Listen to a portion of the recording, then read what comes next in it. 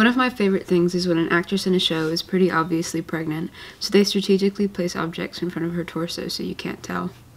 I don't really have an aesthetic or anything. I think the closest thing to what my look is would be like trashy flair but sort of knockoff and less than.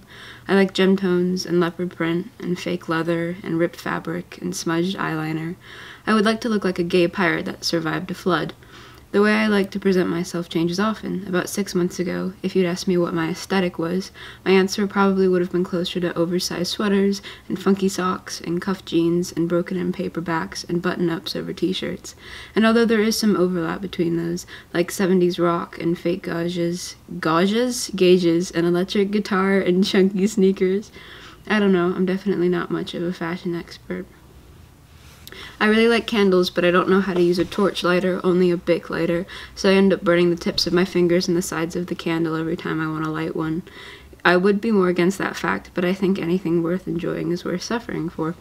My favorite candle right now is from a brand called Woodwick, not sponsored, which is a company that makes candles with, as you may have guessed, wicks made of wood.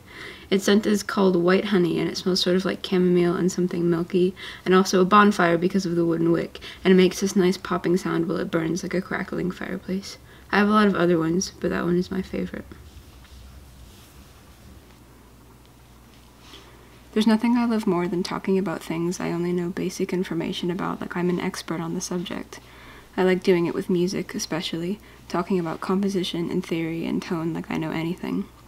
All of the knowledge I have surrounding music is from sheer force of will, setting my sights on something I want to know and learning how to do it, technique be damned. I don't consider myself a bully, but I'm definitely not the nicest person in the world. I think a lot of my kindness stems from insecurity, like the fear that if I make a taunting joke or snide comment, people will leave me. And of course I'd rather have it come from moral goodness, but I'll take what I can get. Other people tend to have a hard time discerning between when I'm being serious and I'm being sarcastic, and while the way I phrase that puts the blame on them, it's definitely my fault. I have a hard time discerning between what's funny and what's hurtful. The line isn't fine, but it's faded. I'm usually pretty good at cutting myself off, but I do remember a few times that I've been careless enough to genuinely hurt people. I can only recall one time when I made one of my friends cry. I don't remember how I handled it, but it probably wasn't well. I usually try to double down and shift the blame off of myself when someone is upset with me, which is instinct and something I'm working on, but I think about it often and I feel guilty about it constantly. That feels like a good sign, the guilt, sort of an indicator that I'm not as bad as my worst moments make me out to be. The same issue flips the other way for me too, though. I have a hard time looking at kindness and discerning it from being boring or clingy or agreeable to a negative extent. I know it's important to try and be a good person, but when I've been critiqued so heavily for trying too hard, it's difficult to separate myself from the situation and use logic rather than past detrimental experiences to govern my actions. I heavily associate the taste of Diet Mountain Dew with the book 1984 by George Orwell.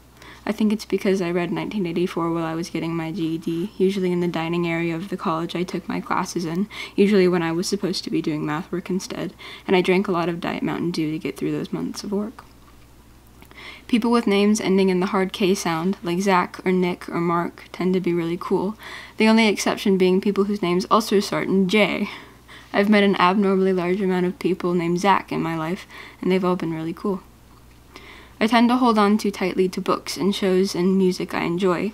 It's not exactly gatekeeping, as I never actively distance someone from the content, but it feels really bad when anyone references anything I love.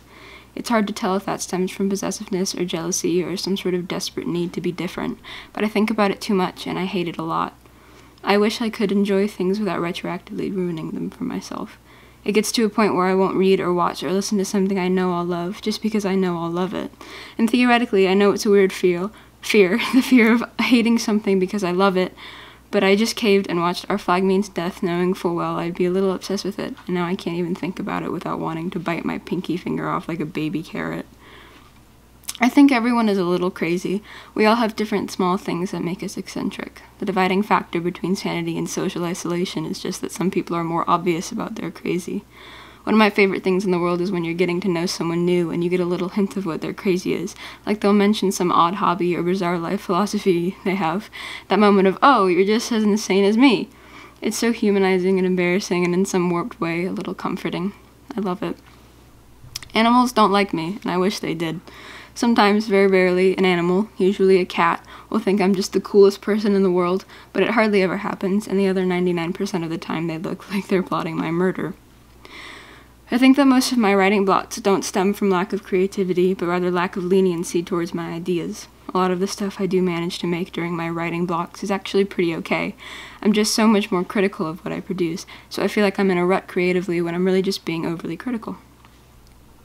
I fall in love with everyone I meet. I'm not even sure if love is the right word for what I'm trying to explain right now, but it's the closest term I can think of for what I feel. It's sort of the worst. I think everyone is so new and exciting and special, and I want them to know everything about me, and I want to know everything about them, and I want to sit with them for hours and have them be obsessed with me the same way I'm a little obsessed with them. But I also sort of hate everyone I meet, maybe the same way I hate the books and shows and music that I love. The fact that I love them so much embarrasses and upsets me, so it twists around and turns itself into hatred. Sometimes I'll look at certain people in my life, one person in particular, actually, that I've known for some time and still feel like I have infinitely more to learn about, and think, yeah, this is what being in love feels like. Even though we are not in love, and I'm pretty sure I don't see them romantically or anything, but they're so alive and confusing, and sometimes I feel like we're two sides of the same coin, and other times I feel like we couldn't possibly be more different, and I think I could probably spend the rest of my life listening to them talk about themselves. And I felt like that since I met them. I just forget sometimes, but then we talk, and I remember how I feel, and I think maybe that's love. I think about cutting all of my hair off at least 7 times a day, and I don't think I'll ever work up the nerve to do it.